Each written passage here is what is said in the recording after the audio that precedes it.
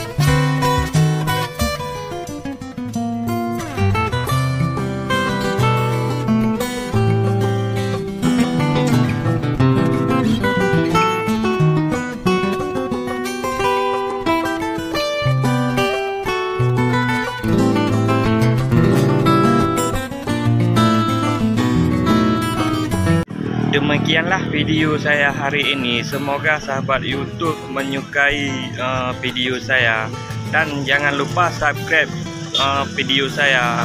Muntahar Aceh. Salam kompak selalu.